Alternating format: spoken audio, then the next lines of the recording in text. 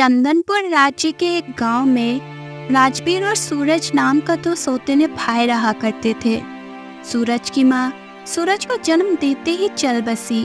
एक दिन सूरज एक घने पेड़ के नीचे उदास बैठा हुआ था कि तभी गांव का मुखिया आकर उससे बोला,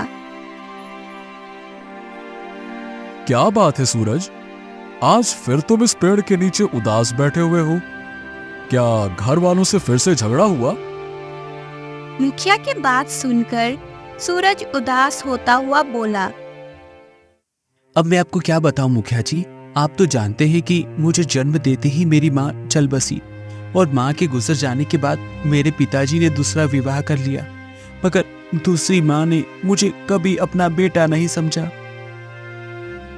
हाँ जानता हूं सूरज, तुम्हारे पिता की तुम्हारे सौतेली माँ से जो दूसरी संतान है, तुम्हारा पिता बलिया भी उसे ज्यादा ही चाहता है, समझता हूं मैं। कभी कभी तो मन करता है मुखिया जी कि मैं ये गांव छोड़कर ही चला जाऊं। अरे ऐसी हरकत भूल कर भी मत करना सूरज, यही तो तुम्हारी सौतेली माँ और सौतेला भाई चाहते हैं। उन दोनों ने तुम्हारे पिता की आंखों में झूठे विश्वास की पट्टी बांध रखी है, समझे? लेकिन मुखिया जी, आप तो जानते ही हैं कि पिताजी भी तो मुझे पसंद नहीं करते, तो आप ही बताएं मैं अब क्या करूं? देखो सूरज बेटा, मन छोटा मत करो। तुम्हें ईश्वर की ओर से एक वरदान मिला हुआ है और वो है अच्छाई का वरदान। इस तरह का वरदान तकदीर वालों को मिलता है बेटा। तुम चिंता मत करो, तुम्हारे दिन जरूर बदलेंगे। मुखिया की बात सुनकर सूरज मुस्कुराता हुआ वहां से चला गया। वो कुछ ही दूर पहुंचा था कि तभी उसकी नजर एक साधु पर पड़ी जो जमीन पर लेटा हुआ कर्रा रहा था। सूरज उस साधु से बोला, क्या हुआ साधु महाराज, आप जमीन पर क्यों लेटे हुए हैं और आप कराह क्यों कर रहे हैं? कुछ दिनों से मेरी कमर में बहुत ज्यादा तकलीफ है और मुझे बहुत तेज प्यास भी लग रही है, मगर तालाब यहाँ से काफी दूर है। आप चिंता मत कीजिए साधु महाराज, अगर आपको प्यास लगी है तो मैं आपको पानी पिलाऊंगा। आप जरा यहाँ रुकिए, मैं अभी आपके लिए पानी लाता हूँ। इतना बोलकर सूरज ने साधु को सहारा देकर एक पेड़ के नीचे बैठा दिया और तालाब की ओर निकल गया। कुछ देर बाद सूरज पानी लेकर साधु के पास आकर बोला, ये लीजिए साधु महाराज, मैं आपके लिए पानी लाया हूँ। साधु पानी लेते हुए सूरज की ओर देखकर बोला, जानते हो, मैं जमीन पर घंटों से पड़ा हुआ था, मगर किसी ने मेरी तकलीफ को नहीं देखा। तुम पहले इंसान हो जिसने मेरी तकलीफ को देखा और मेरे लिए इतनी दूर से पानी लेकर आए। बेटा जरा तुम्हारा हाथ दिखाओ, मैं तुम्हारा हाथ देखना चाहता हूँ। इतना बोलकर साधु ने सूरज का हाथ पकड़ दिया और उसकी हाथों की रेखाएं बहुत गौर से देखा। फिर रहस्यमय अंदाज में सूरज की ओर देखकर बोला, तू बड़ी तकदीर वाला है बेटा। साधु की बात सुनकर सूरज मुस्कुराता हुआ अपने घर चला आया। घर आते ही उसकी सौतेली माँ उस पर बरस पड़ी। दिन भर तो तू कोई कामकाज करता नहीं, बस बैठे बैठे खाता रहता है, ऐसे ही आवारागर्दी करता रहता है। अरे मेरे बेटे राजवीर से कुछ सीख, वो अपने पिता के काम में हाथ बटाता है, खेतों में बराबर से हाल चलाता है। अपनी सौतेली माँ की बात सुनकर सूरज क्रोधित होते हुए बोला, वो खेतों में हल इसलिए चलाता है क्योंकि पिताजी उसे अपने हल से काम करने की इजाजत देते हैं, लेकिन जब बात मेरी आती है तो पिताजी मुझे खेत में देखना भी पसंद नहीं करते। वे शायद सोचते हैं कि मैं इस काम के लिए बना ही नहीं हूँ, या शायद उन्हें लगता है कि मैं उतनी मेहनत नहीं कर पाऊंगा जितनी वे चाहते हैं।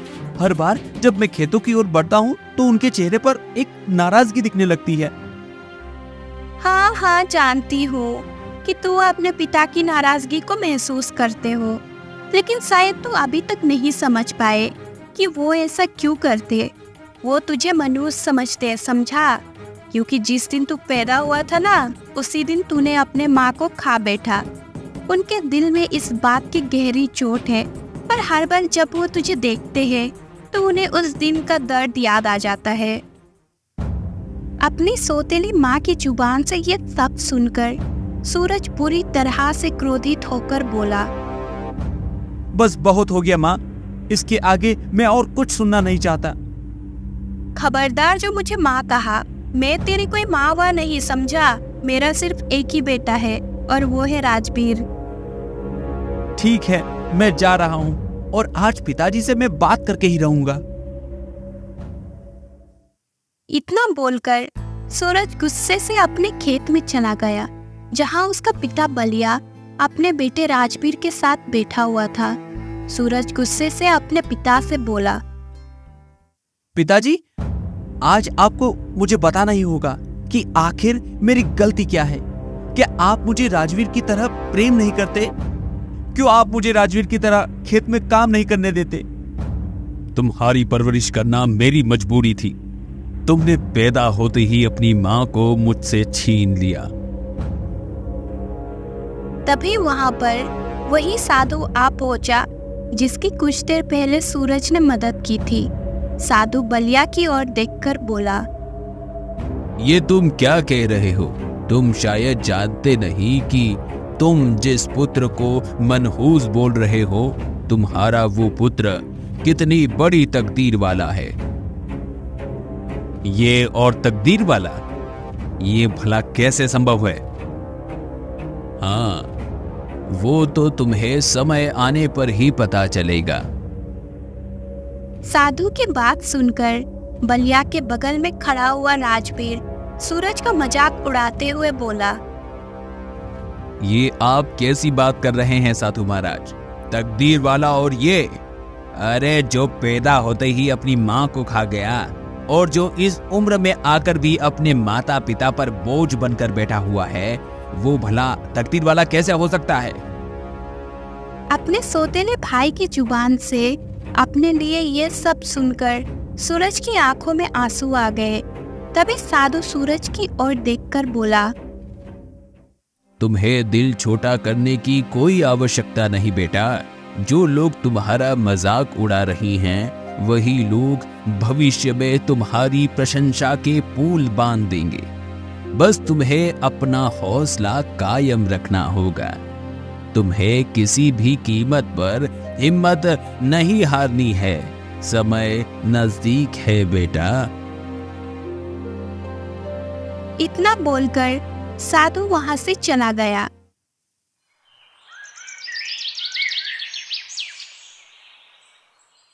समय ऐसे ही बीतता रहा।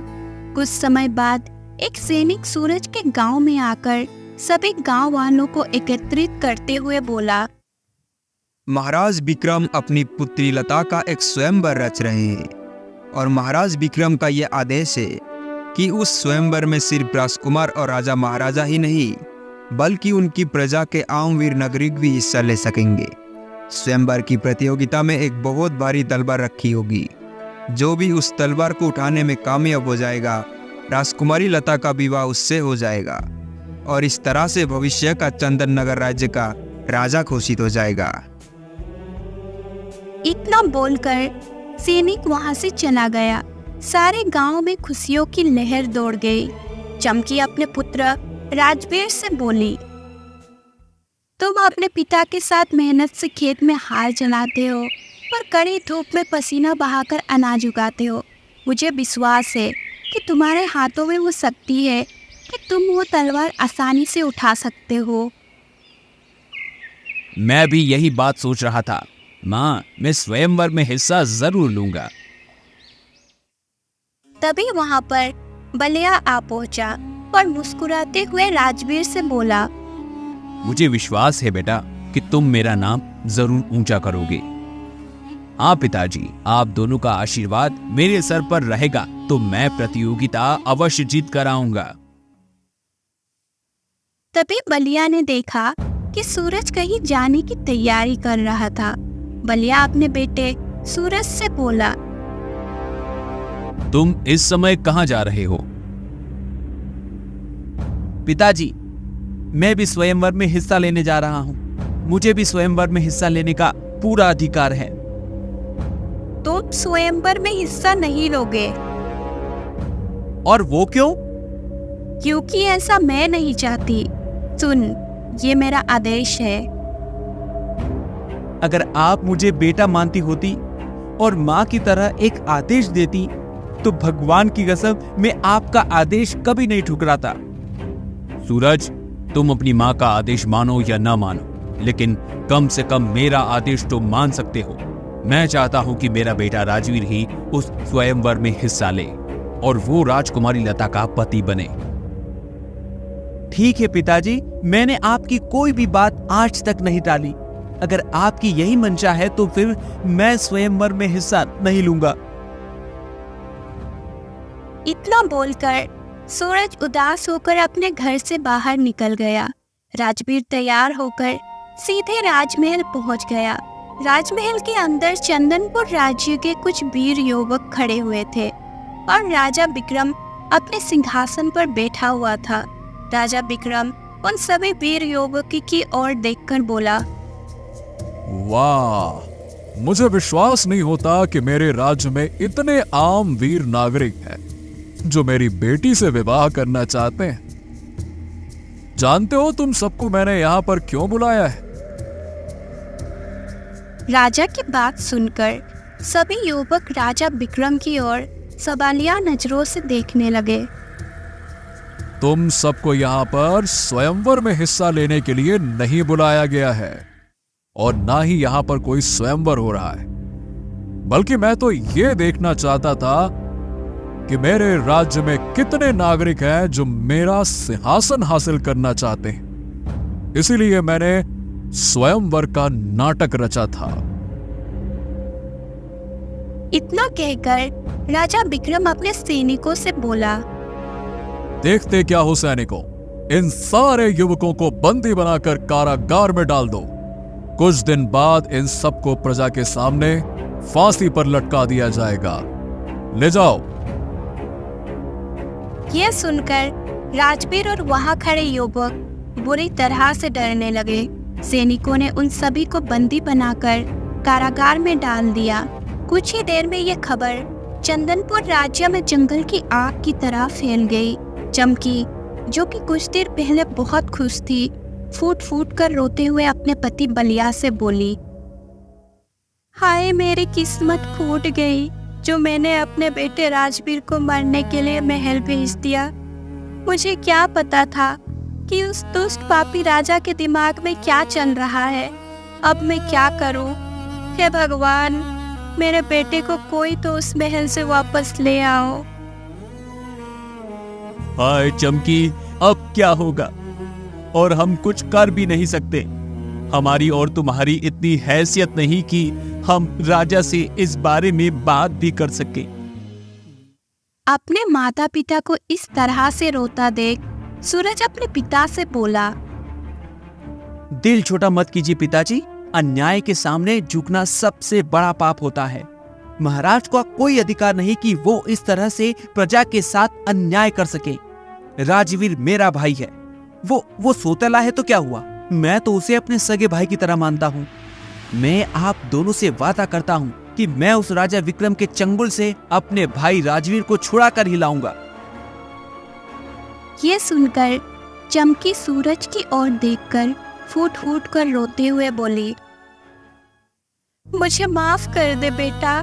मैंने तुम्हारे ऊपर कितने अत्याचार किया, तुम्हें अपमानित करने का कोई मौका नहीं छोड़ा, पर तुम्हें अभी हमारी इतनी चिंता है। मुझे माफ कर दे बेटा। दिल छोटा मत करो माँ। आपने मुझे भले ही बेटा ना समझा हो, परंतु मैंने आपको हमेशा से ही अपनी माँ की तरह समझा है। मैं अभी और इसी समय राजा विक्रम के महल में जाकर उससे बात करूंगा। सूरज उसी समय राजा विक्रम के महल में चला गया और राजा विक्रम की ओर देखकर बोला, महाराज, ये सरासर अन्याय है। आपने जिस प्रकार से झूठ का सहारा लेकर अपनी प्रजा के साथ छल और कपट किया है, वो अत्यंत निंदनीय और अस्वीकार्य है। एक राजा के रूप में आपके कंधों पर प्रजा की भलाई और न्याय सुनिश्चित करने की जिम्मेदारी है, लेकिन आपने उस पवित्र दायित्व को तोड़ दिया है। आपको कोई अधिकार नहीं है कि आप झूठ बोलकर प्रजा के साथ इस तरह से अत्याचार कर सकें।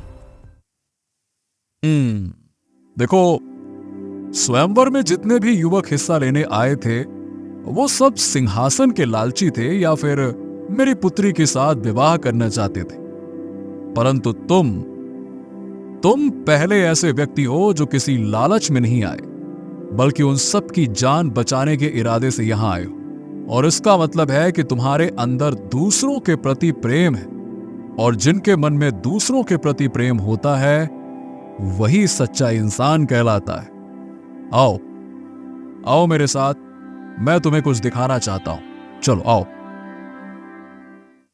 राजा विक्रम सूरज को एक कक्ष में ले गया, जहां पर एक बड़ी ही बदसूरत लड़की बैठी हुई थी। राजा विक्रम उस लड़की की ओर देखकर बोला, जानते हो ये लड़की कौन है? नहीं महाराज, कौन है ये? सूरज, ये है मेरी पुत्री राजकुमारी लता। ये सुनकर सूरज बुरी तरह से चौंक पड़ा। हाँ, तुम्हारा चौंकना स्वाभाविक है। तुम सोच रहे होगे कि मेरी पुत्री इतनी बदसूरत क्यों है। दरअसल मेरी पुत्री हमेशा से इतनी बदसूरत नहीं थी, बल्कि ये राज्य में सबसे सुंदर लड़की हुआ करती थी। कुछ समय पहले की बात है, जब मेरी पुत्री सैनिकों के साथ जंगल में घूमने के लिए गई, और वहां पर एक तांत्रिक था जिसकी नजर मेरी पुत्री पर पड़ गई। वो मेरी पुत्री की सुंदरता का दीवाना हो गया और सीधे मेरे पास आकर मेरी पुत्री का हाथ मांगने लगा। अब तांत्रिक की बात सुनकर मैं गुस्से में आग बबूला हो गया और मैंने उसे धक्के मारकर अपने राज्य से बाहर फेंकवा दिया। मगर उस तांत्रिक ने अपनी तंत्र शक्ति के जरिए मेरी पुत्री को बदसूरत बना दिया।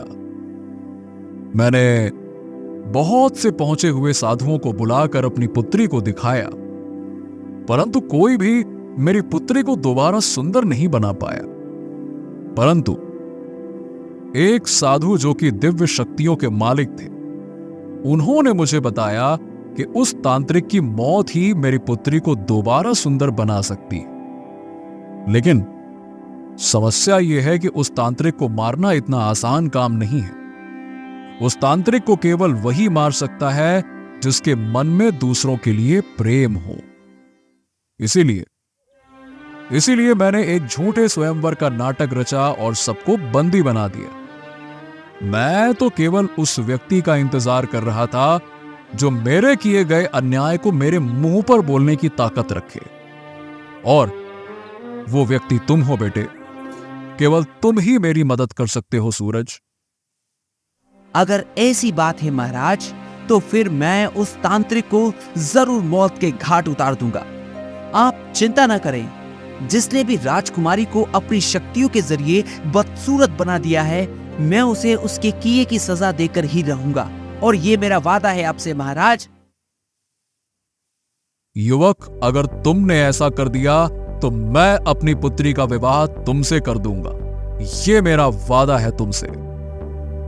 महाराज, ये सब कुछ मैं आपकी पुत्री से विवाह करने के लिए या आपके सिंहासन हासिल करने के लिए नहीं कर रहा हूँ, बल्कि मैं ये सिर्फ इसलिए कर रहा हूँ कि वो तांत्रिक एक घटिया किस्म का इंसान है और उसे मौत की सजा मिलनी चाहिए। बताइए मुझे, वो तांत्रिक मुझे कहाँ मिलेगा? ये महल के दाईं ओर का रास्ता जंगल की ओर जाता है।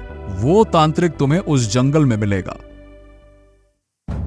सूरज उसी समय महल के दाएं ओर उस जंगल की ओर चला गया।